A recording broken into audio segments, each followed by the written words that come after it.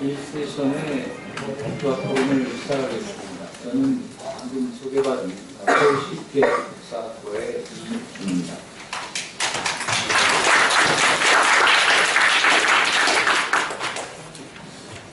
오늘 박흠원 선생님 그 기조 강연이 상당히 좀 긴 시간, 이례적으로 길게 진행되는데, 보통은 기조 강연 짧게 하고 발표자들한테 시간을 많이 주는데 오늘은 거꾸로 됐습니다.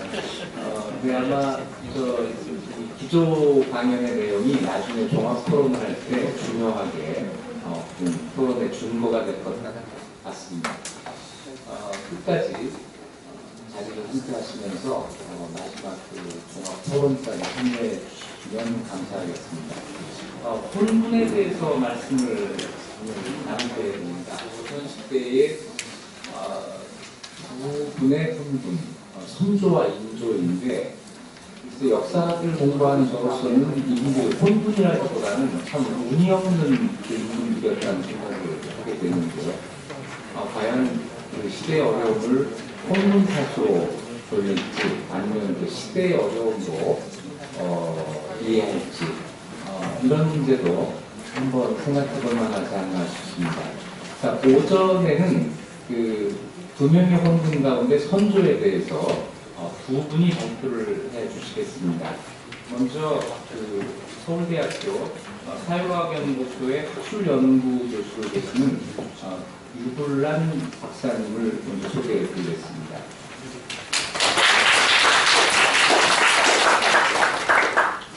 유불란 박사님의 발표 제목은 부자위범들의 정치학, 국난기의 선조와 그의 신하들. 유 박사님, 이제 혼분이 부자위범으로까지 되는 건가요? 네, 혼분이 부자위범으로까지 명명이 됐는데요. 할 일을 하지 않아서 생기는 문제, 이런 문제를 지적해 주시겠습니다. 유불란 박사님 발표 시작하시기 전에 발표의 진행에 대해서 간단하게 안내를 드리겠습니다. 유불란 박사님이 발표하시고 바로 이어서 강상균 박사님이 발표를 하시고 발표가 끝난 다음에 사회디자인연구소의 김대호 소장님께서 두 분 발표에 대한 토론을 해주시고, 그리고 남는 시간 동안 여러분들의 질문을 받고 그 질문과 김대호 소장님의 토론을 함께 묶어서 답변을 하시는 걸로 이렇게 진행하겠습니다. 그래서 발표와 그 토론 중에 아마 여러분께는 질문지가 질문지를 나눠 드릴 텐데요. 질문을 좀 정리하셔서 제게 주시면 제가 다시 요약해서 발표자께 전달해 드리는 방식으로 진행을 하겠습니다. 자, 그럼 유불란 박사님의 부자위범들의 정치학, 국난기의 선조와 그의 신하들이라는 제목의 발표를 시작하겠습니다. 지금 시간은 25분입니다.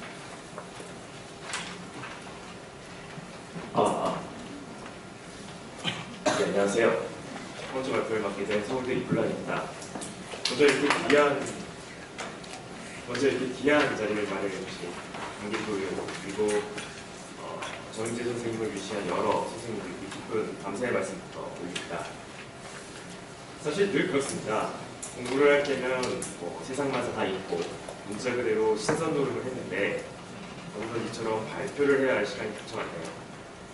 그것도 저 같은 백면 선생이 이렇게 각계각층의 리더들을 모시고 무려 리더십에 대해 말씀을 드려야 한다니 참 뭘 말씀을 드려야 될지 난감할 따름입니다. 해서 고민하던 차에 이런 생각이 들었습니다. 공부할 때도 마찬가지입니다만 모르면 물어보면 되는 거죠. 누구에게? 누가 제일 선조시대에 대해 잘 알겠습니까? 당사자들만 할 리가 없죠.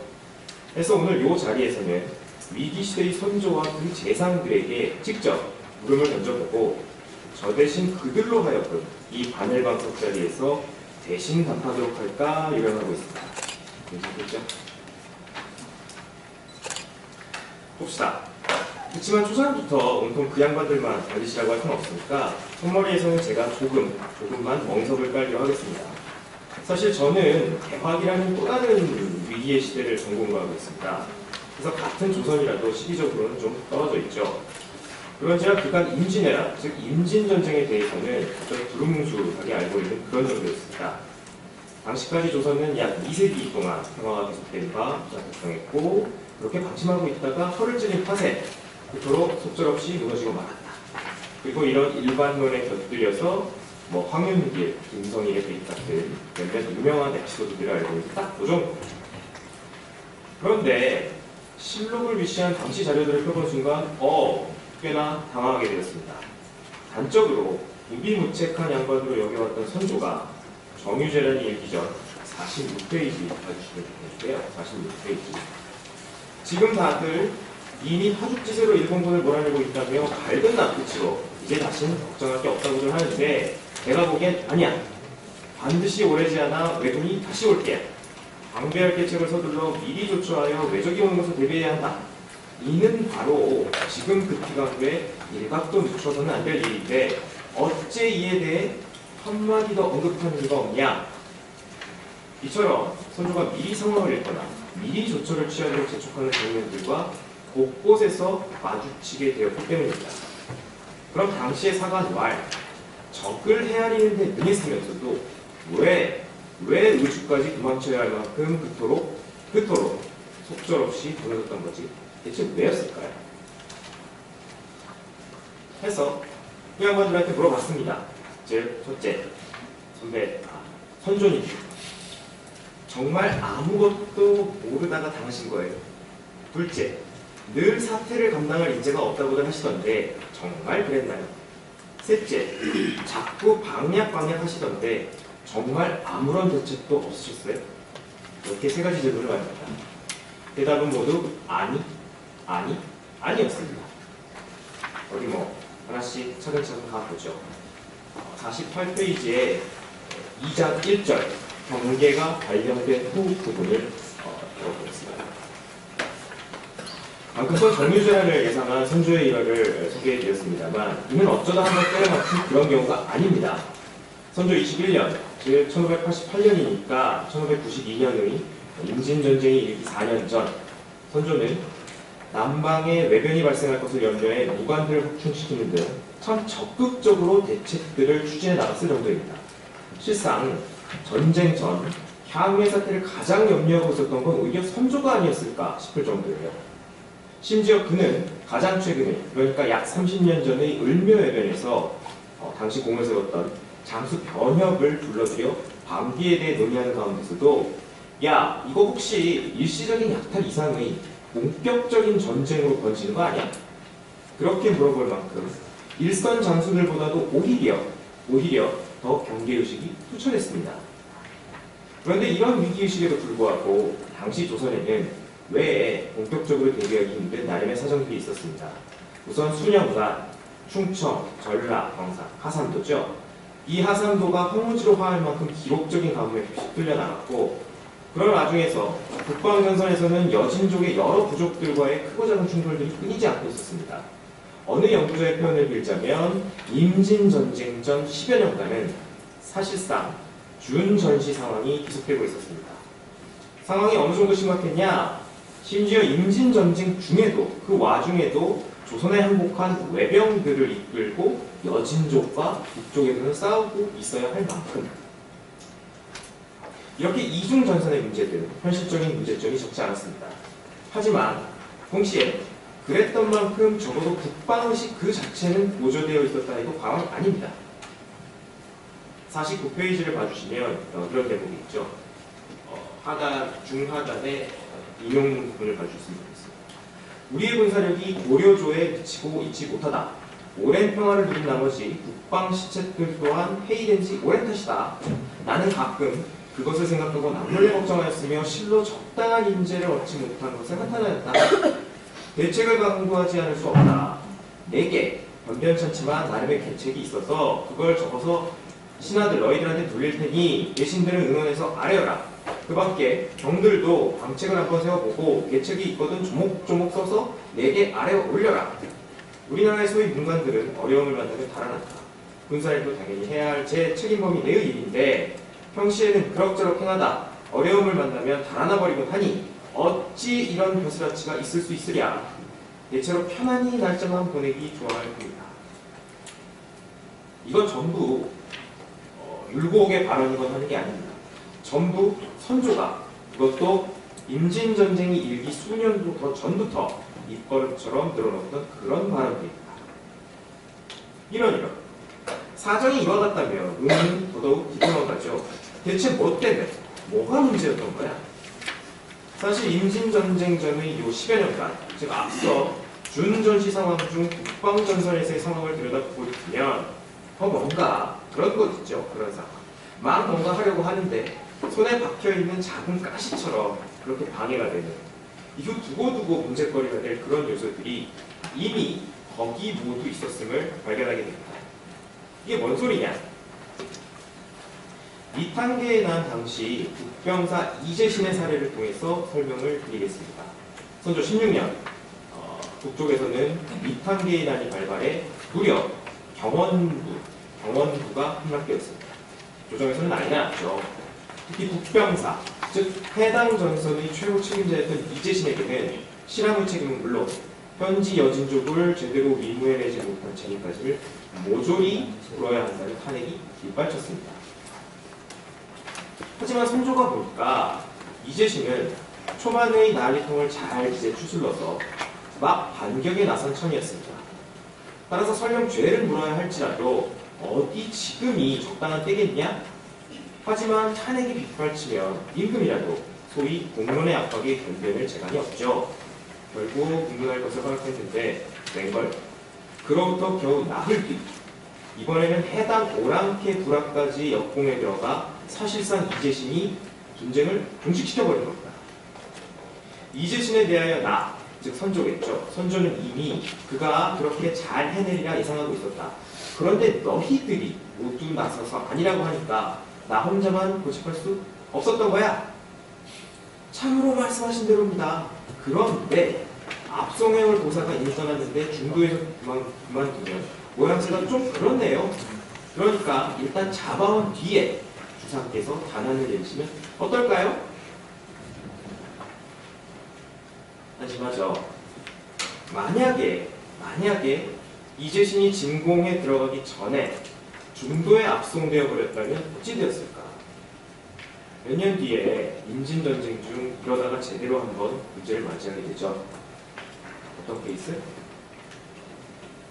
이순신장. 주기자고 한 것도 비슷합니다.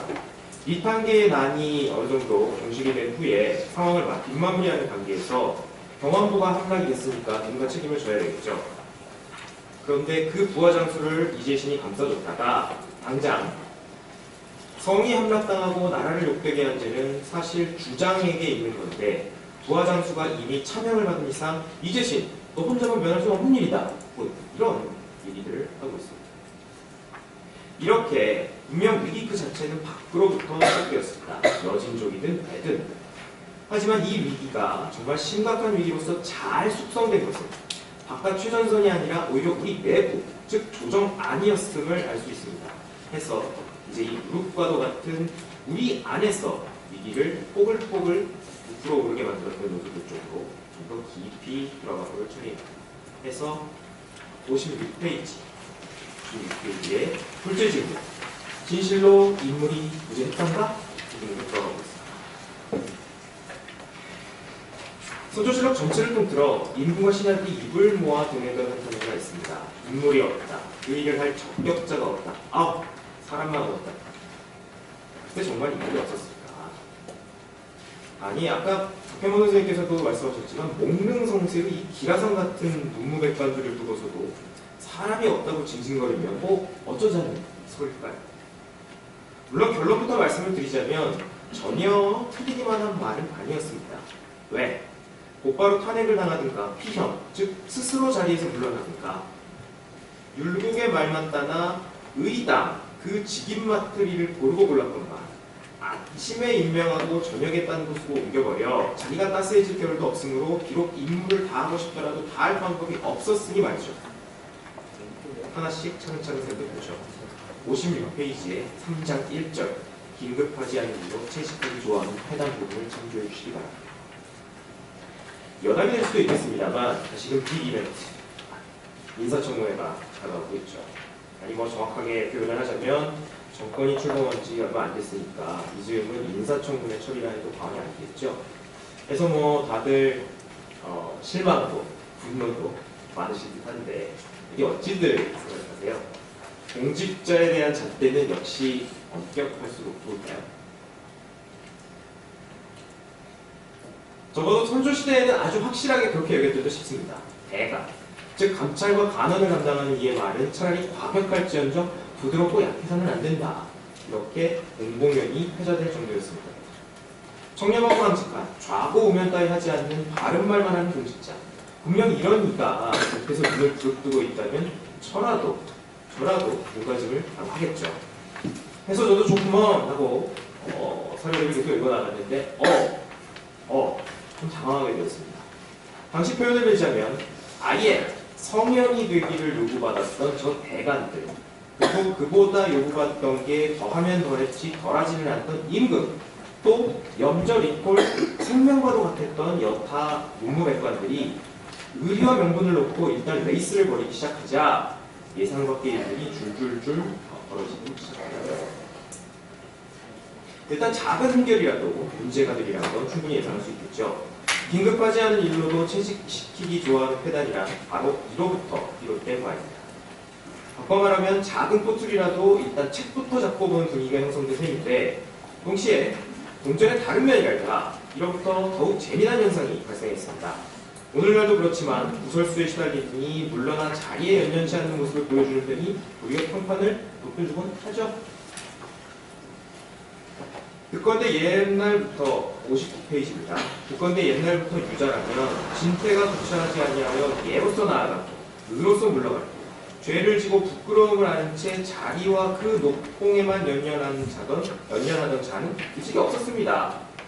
이런 걸 당시 표현으로 피염이라고 합니다.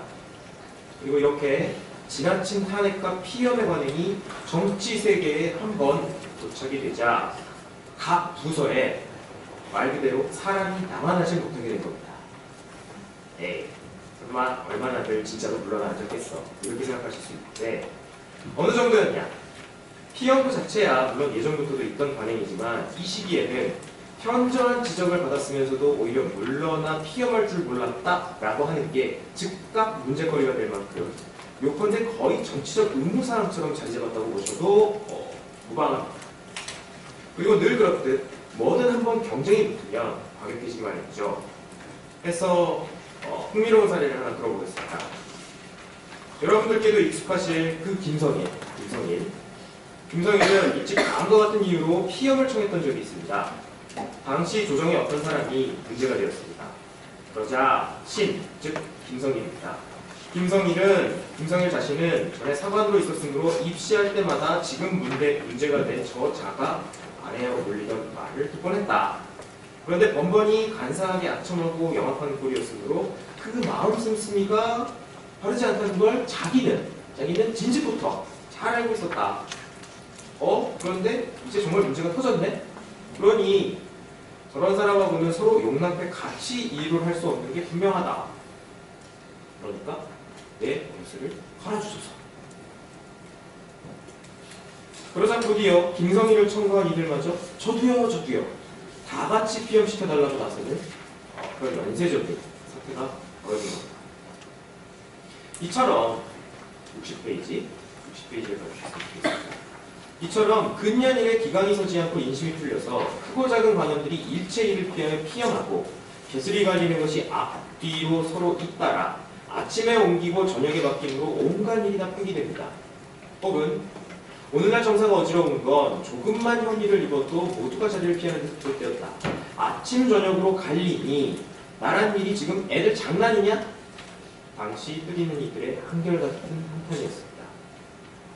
자, 조금만 튀어도 두드려봤고 그렇게 한번 말도마에 오르면 반드시 물러나야 됩니다. 여러분이 한번 당시에 어느 자리든 벼슬아치아 치고 어찌들 조심하시겠습니까? 솔직히 어찌든 조심하시겠어요? 이런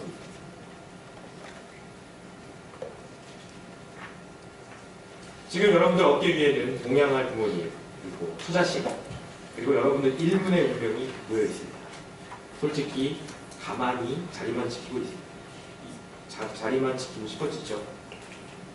즉 바로 당시의 표현을 그대로 옮겨보면 이 근일에 생긴 폐습 덕분에 신하들 사이에서는 일 좋아한다는 비방을 피하고자 건백, 즉 정책 제안하는 것 그 자체를 꺼리게 되었고, 역으로 휴가를 구하고 직무 폐기하는 것은 고상하게 여기며 애매하고 결정은 안 내리고 입 닫고 있는 걸 중용으로 여기는 풍조가 만연하게 되었다고 합니다. 이렇게 조선은 소동과 침묵이 어우러지는 가운데 사지가 조금씩 굳어가는 참 기묘한 상태로 빠져들고 있었습니다. 임진전쟁은 바로 이런 와중에서 맞닥뜨리게 된 그런 상태였습니다. 페이지 63페이지의 세 번째 질문입니다. 대전 초기에 그 경험 없던 중 벌어진 각가지 추태들은 이상과 같은 평소의 모습에서 단 한치도 벗어나지 않는 그런 것이었습니다. 우선 침묵이 나와있죠. 어느 누구도 뭘 하자고 입을 열지 않습니다. 신림의 충격적인 패배 후 열흘이 지나서야 기다리다가 지친, 당시의 표현 그대로 기다리다 지친 선조가 신하들을 불러들여 비로소 화천에 대한 논의를 자리하게 됩니다. 그럼 이번에는 간언과 탄핵이 등장할 차례겠죠. 읍소가주를 입고 노무를 모셔야 한다는 효자도 나왔습니다. 그런데 화천에 반대를 했으면 그럼 지금 오늘 여기서 이 상황에서 뭘 하자는 거지? 요컨대 화천에 대한 반대인 것만은 분명한데 그래서 뭘 해야 할지는 여전히 누구도 입을 열지 않는 그런 상황. 그 와중에서 선조의 금이 한번 두드려 맞았으니까 다음 총대는 영의정이 내야죠. 다음으로 총대를 맨 영의정 이산에는 그저 울다 비로소 화천 이야기를 꺼냈고 예상대로 다른 신하들이 집중포화를 받게 됩니다. 하지만 이미 상황은 도성의 백성들은 모두 뿔뿔이 흩어져 도성을 보수하고 싶어도 그럴 형편이 못 되었다는 걸 모두가 잘 알고 있었고, 따라서 화천 외에 다른 선택지가 없다는 걸 모두가 이미 잘 알고 있던 그런 상황이었는데도 말입니다. 이후 전쟁 중의 세세한 사정에 대해서는 곧 이어 강상근 선생님께서 좀 분석을 해주실 예정이니까 자세히 말씀드리지 않겠습니다. 그저 이런 와중에서, 즉 이런 위기 상황에서의 리더여야만 했던 선조에 대해서만 조금 살펴보려고 합니다. 봅시다. 개전후 수개월간 평양 탈환전까지 상황은 정말 좋지 않았습니다. 조치를 취해야 할 때 서로 임열기만 기다리다가 골든타임을 흘려보냈으니 천시를 잃었고, 또 한양에 이어 평양까지 고스란히 내줬으니 지리마저 잃은 상황입니다. 하지만 이즈음 선조는 참 용케도 이보다 더한 문제를 일으키고 있었습니다. 여러분들 이렇게 아시듯 뻔히 도망칠 거면서도 백성들에게 거짓말을 했다거나 막무가내로 안전한 후방에 나는 있어야겠다고 고집했다거나 하는 추태들, 이 모든 게 물론 하나같이 준비한 잘못이죠. 하지만 선조가 초래한 문제는 좀 더 깊숙한 차원에서의 그런 이야기였습니다. 어디 하나 구체적인 예를 들어 설명을 드리면 좋을 것 같습니다. 선조 26년 2월 사관원에서는 의병장이었던 안백지라는 이에 대해 분명을 털어나고 나섭니다. 아시다시피 의병은 토병, 즉 향병이죠. 그러다 보니 제고을부터 지키려 한다거나 상황이 불리해지면 물러날 수도 있죠. 그리고 이때 이 안백지라는 이가 바로 그런 문제에 걸려들었던 겁니다. 문제는 이 양반은 의병장들 중에서도 근황을 비롯해 전공이 상당했던 그런 도드라지인 인물이었다는 게 있습니다. 해서 사관원에서는 이렇게 말합니다. 중국군이 도착하기 전에 이 나라가 유지될 수 있었던 게 누구 힘이냐? 의병들 힘 아니냐? 67페이지입니다. 의병들 힘 아니냐? 비록 잘못이 있었다 해도 용서해 주는 게 마땅하다. 만약 애매한 죄를 똑같은 군율로 다스려버리면 의병 무리들이 반드시 모두 낙담해 버릴 것이니 후일 위급할 때 누가 자신을 잊고 충성을 바치 하겠냐. 게다가 성을 버린 정규군의 장수와 적에게 항복한 정규군의 병졸들도 모두 목숨을 보존하고 있거늘 유독 의병을 일으킨 이만 먼저 처벌당한다면 그 경중이 뒤집힌 거 아니야? 여론상 원통하지 않다고 여기는 이가 없으니까 사면하소서? 이치에 합당하죠? 아니, 가벼의 법을 굽혀 용서할 수는 없다. 선조는 단호했습니다. 멋지죠? 그런데 이런 원칙주의자가 실은 바로 한 달여 전 이옥 같은 단수들에 대해서는 마구 원칙을 굽히네 해서 분정의 회의됨이 이제 극도에 달했다. 이 또한 당시의 탄식입니다. 자, 고비고비마다 시건은 거듭되고 원칙은 지켜지지 않으며 그 위에 걸핏하면 모든 책임을 다른 이에게 떠넘기는 지도자. 이런 리더들은 위라서 믿고 따를 수 있을까? 선조가 처리한 가장 큰 문제는 그렇지 않아도 침묵 속에서 모두들 나서려고 하지 않는 그런 와중에 조야로부터 이렇게 원칙과 신뢰 그 자체마저 앞장서서 무너뜨린 데 있었던 겁니다. 과연 그렇죠? 이런 총체적인 난국 속에서 뭘 어찌해야 할까? 뭘 어찌할 수 있을까요? 해서 저도 다시금 속절없이 선조를 바라봤더니 이 양반도 막막하긴 막막했던 것 같습니다. 그래서인지 이렇게 화소연을 하더군요. 68페이지. 옛날부터 망할 즈음에는 꼭 적을 잘 막는 자가 초야에서 떨쳐 일어나기도 하던데 지금은 어째 한 사람도 나오지 않으니 인재가 부족한 게 어찌 일이 심하냐? 혹은 이제 아예 왜 장수들한테까지 묻고 다니네요. 비책을 알지 못하니 원컨대 한 수 가르쳐 주소서. 이보쇼, 임금님. 정말로 일을 맡긴 이가 없었습니까? 정말로 뭘 해야 할지 몰라서 그리 방책 입에 달고 다니는 겁니까? 이 지경이 되기 10년 전 당시의 병조판서 이인은 종합적인 국방과학책에 올렸죠. 전쟁이 일어난 지 3년 만에 영의정 유송룡은 마침내 군정과 내정을 망라한 종합시책 내놨었죠. 아니 신하들한테까지 갈 것도 없이 앞서 살펴보았듯 전쟁이 발발하기 전 선조 당시는 당시 이것저것 스스로 나서서 방책을 강구하는 굉장히 액티브한 지도자 그런 사람 아니었어요? 선조도 그의 신료들도 실은 기강을 바로잡으며 민폐를 제거해 중흥의 대업을 펼칠 때에야 이미 잘 알고 있었습니다. 하지만 이미 알고 있던 걸 실천에 옮기는 대신 마치 따로 어떤 비극 같은 게 있느냐 또다시 이리저리 방책을 찾아 헤매일 그럴 타임이었습니다. 그러다가 명나라 장수한테 아니 당신네 나라 일을 당신네가 제일 잘 알지 그걸 다른 누구한테 묻은 거예요? 이런 뜨거운 한 소리 그래서 듣고 말이죠. 그런 의미에서 이 어려운 시절의 선조는 그의 신료들 거의 태반은 해야 할 의무를 지고 있던 자가 결과의 발생을 방지할 수 있었음에도 불구하고 이를 방관한 채 그 의무를 이행하지 아니합니다. 즉 제목에서 말씀드린 부작위범에 다름 아니었다고 할 겁니다. 물론 과연 알고도 하지 않은 걸까? 아니면 알고서도 하지 못한 걸까? 뭐 어느 쪽이든 간에 임진전쟁이라는 저 유례없던 위기는 실상 선조와 이 나라의 문무백관들, 양반들, 이 땅의 온 지배 엘리트들한테 아주 단순 명쾌한 질문을 하나 던진 셈이었습니다. 이젠 하실란가? 이젠 하실란가? 그걸 유성룡은 이렇게 우아하게 표현했습니다. 대개 평화로운 시대에는 인심이 무사 아니를 짚고 시속 선비들은 천박한 시간에 빠지는지라 비록 상견지명이 있어도 늘 신용을 받지 못하고 시대를 구제할 대책이 있어도 항상 시행되지 못하는 법이죠. 그러다 결국 패멸을 당하고서야 어려운 시절을 당하고서야 인심이 두려워서 지난날의 실수를 증기하지 않을 수 없게 되거든요. 그렇게 해서 국맥이 다시 견고해지게 되는 게 아니겠습니까? 그런 대계를 행하기만 하면 그러나 실록의 표현을 그대로 옮겨보면 상께선 모두 강구하고 싶어 하지 않아 상께선 모두 강구하고 싶어 하지 않아 거행되지 못하고 파기되었다.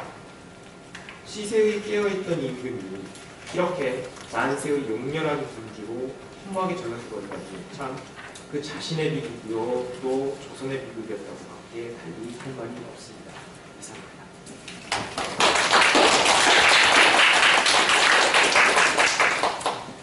자신의 비극이요 조선의 비극이었다고밖에 끝마무리가 그렇습니다.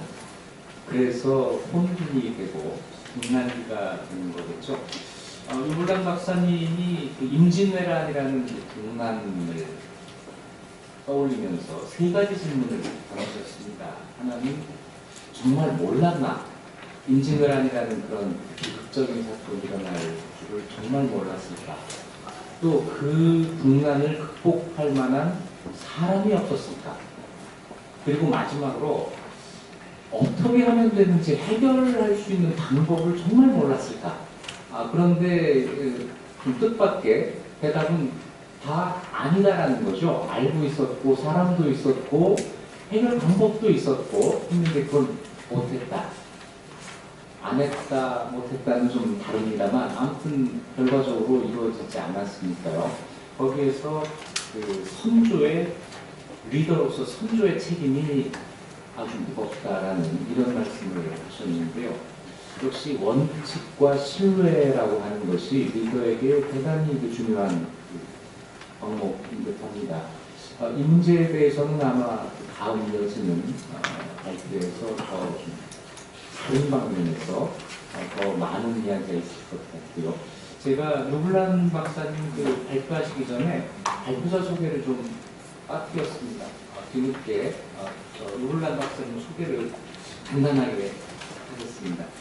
서울대 정치학과에서 정치학 공부하셨고요. 일본 도쿄대학 법학정치학연구소에서 박사학위를 하셨고 현재 서울대학교 사회과학연구원에 연구원으로 계십니다. 주로 학문적인 관심은 한국 및 동양 정치 사상사 하시는데 저는 많은 이런 발표회 참여하고 뭐 사회도 보고 발표도 했지만 이렇게 재밌게 발표하시는 분은 처음 만나보는 것 같습니다. 여러분 생각도 그러시죠? 네. 저런저런 뭐 이게 백미였습니다. 네.